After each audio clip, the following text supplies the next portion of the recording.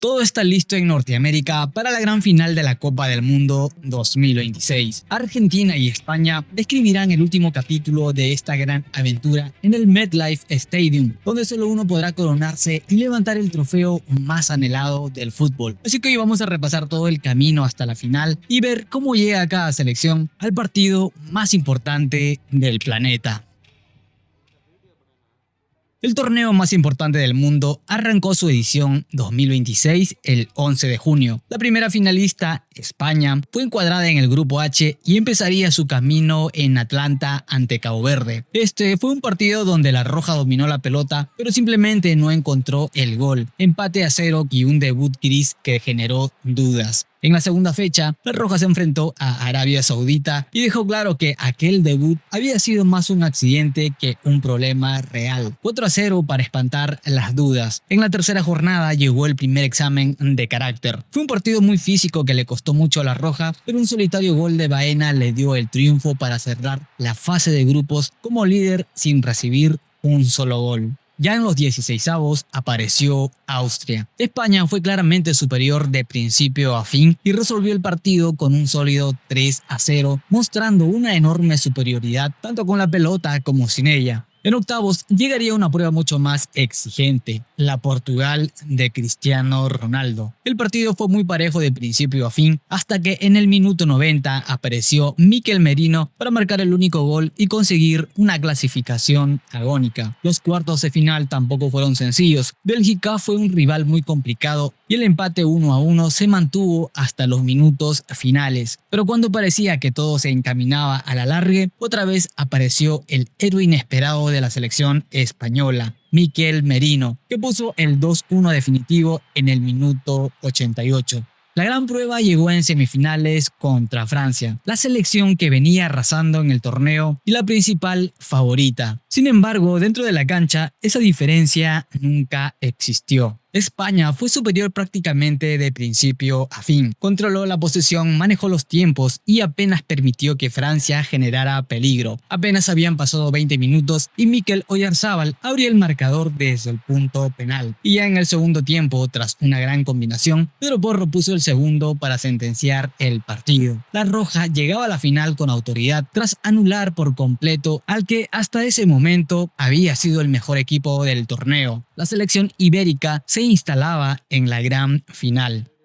Por el otro lado, la escaloneta empezó su camino en el grupo J. Argelia fue el primer rival y la albiceleste mostraría una gran versión colectiva, incluido un hat-trick de Messi. En la segunda jornada enfrentó a Austria, donde nuevamente Messi apareció con un doblete para asegurar el pase a la siguiente ronda. En la tercera fecha, Argentina cerró el grupo venciendo 3-1 a Jordania y terminó en el primer puesto con puntaje perfecto. Hasta ese momento, todo parecía indicar que sería un mundial cómodo. Pero a partir de los 16avos de final empezó otra historia. La primera parada fue Cabo Verde. En los papeles parecía un rival accesible, pero en la cancha llevó al albiceleste al límite. El partido terminó igualado 1-1 y hubo que disputar tiempo suplementario. Recién ahí Argentina encontró los goles que sellaron el 3-2 definitivo. Este fue el primer aviso de que el camino no iba a ser sencillo. En octavos de final llegó Egipto, y si contra Cabo Verde ya había sufrido, esta vez la situación fue todavía peor. A falta de apenas 15 minutos para el final, Argentina perdía 2-0. Parecía eliminada, pero la escaloneta nunca dejó de creer. Primero descontó para meterse nuevamente en el partido y encontró 2 goles más para completar una remontada histórica y ganar 3-2 en tiempo de descuento. En cuartos de final, el rival fue Suiza. Un nuevo desafío durísimo esperaba al albiceleste. Empataron 1-1 durante los 90 minutos y ya en el alargue apareció Julián Álvarez con un golazo para encaminar la clasificación, que finalmente terminó con un 3-1 a favor de Argentina. Entonces llegó la semifinal. El siguiente obstáculo era Inglaterra, un rival histórico. No hacía falta explicar lo que significaba ese partido. Desde el inicio fue un duelo de mucho contacto con muy pocas ocasiones de peligro durante la primera mitad. Sin embargo, en el segundo tiempo, una jugada desde el fondo terminó en un centro al área para que Anthony Gordon marcara el 1-0. La albiceleste volvía a quedar contra las cuerdas, sin embargo, acorraló a Inglaterra en su propio campo y los ingleses se dedicaron a defender el único tanto que tenían como ventaja, el 1-0. Cuando se acercaba el final, en el minuto 85, Enzo Fernández sacó un misil para firmar el 1-1. Cuando el alargue pareció inevitable, apareció el de siempre. Messi desbordó por la derecha y lanzó un centro para que Lautaro Martínez conectara un cabezazo en el descuento y sellara el agónico 2-1. Otra remontada, otra victoria agónica, otro partido en el que Argentina parecía al borde de la eliminación, pero la escaloneta nunca se rindió, nunca dejó de creer. Lo hizo con fútbol, carácter y una enorme capacidad para levantarse cuando el partido parecía sentenciado. La selección argentina alcanzaba otra final, una final donde la esperaba España, una final inédita, la campeona de Europa contra la campeona de América y del mundo. Dos selecciones que habían demostrado ser las mejores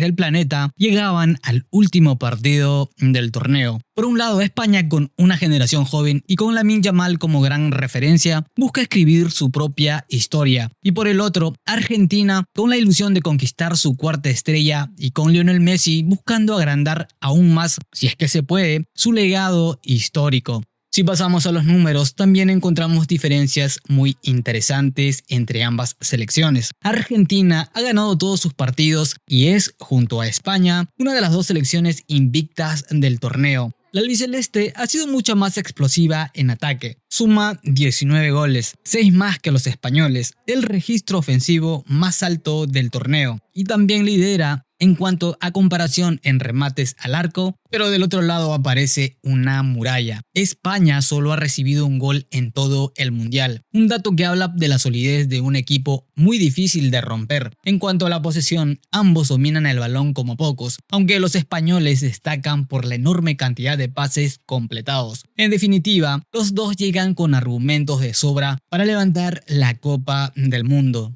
Ahora, si repasamos la historia, solo se registra un encuentro en la fase de grupos de 1966. Un triunfo argentino que es parte de la historia, pero no del presente. Casi 60 años después, Argentina y España llegan con nuevas generaciones y nuevas armas para escribir un capítulo completamente distinto con la Copa del Mundo en juego. Si seguimos repasando los datos históricos, la historia de Argentina en las finales del Mundial ha estado marcado por la gloria, pero también por el dolor. 6 finales disputadas, 3 títulos y 3 subcampeonatos reflejan el peso de una camiseta acostumbrada a pelear por lo más alto. Desde el primer subcampeonato en 1930, pasando por las consagraciones de 1978, 1986 y 2022, hasta las amargas derrotas de 1990 y 2014. La albiceleste ha mostrado que generación tras generación siempre encuentra la manera de volver, mientras que la historia de España es completamente diferente. Tardó 80 años en conquistar el mundo, pero cuando lo consiguió en Sudáfrica 2010, no solo consiguió su primera estrella, también cambió su lugar en la historia del fútbol. Desde entonces, cada generación española carga con la responsabilidad de mantener ese legado. Ahora, 16 años después, tiene la oportunidad de volver a una final y demostrar que aquella conquista no fue casualidad, sino el inicio de una selección destinada a competir siempre entre las mejores del planeta. Y si hablamos de los premios individuales, todavía queda mucho por decidir. En la pelea por la bota de oro, Lionel Messi llega como líder con 8 goles y 4 asistencias, superando a Kylian Mbappé, que igualan en tantos pero no en asistencias. Sin embargo, la lucha sigue completamente abierta. Messi y Oyarzabal tendrán una oportunidad más de ampliar sus cifras en la gran final entre Argentina y España. mientras que Mbappé, Jude Bellingham y Harry Kane buscarán acercarse en el partido por el tercer puesto. En cuanto al Balón de Oro del Mundial, Messi también parte como el gran favorito gracias a su rendimiento y el hecho de disputar la final. Detrás aparecen Mbappé y Bellingham, quienes aún conservan opciones de meterse en la conversación con una gran actuación en el último partido. Otro premio que parece tener dueño es el Guante de Oro. Según las estadísticas, Unai Simón parte con ventaja tras firmar un torneo extraordinario y ser el portero menos goleado del Mundial. Ahora, más allá de los trofeos, hay otro motivo por el que este partido será especial. Por primera vez en sus carreras se enfrentarán Lionel Messi y Lamine Yamal, un cruce que parecía escrito desde hace años gracias a una fotografía que recorrió todo el planeta. Con el paso del tiempo, aquella imagen terminó convirtiéndose en una especie de profecía para los fanáticos del fútbol. Ahora, casi 2 décadas después, uno llega como el mejor futbolista de todos los tiempos y el otro como la gran estrella del futuro. El destino quiso que su primer enfrentamiento oficial fuera nada menos que una final de la Copa del Mundo. Probablemente será el último partido de Messi en un mundial y el primero de Lamine Yamal. La última gran batalla del argentino en el escenario más importante del fútbol y quizás el inicio de una nueva era para el español.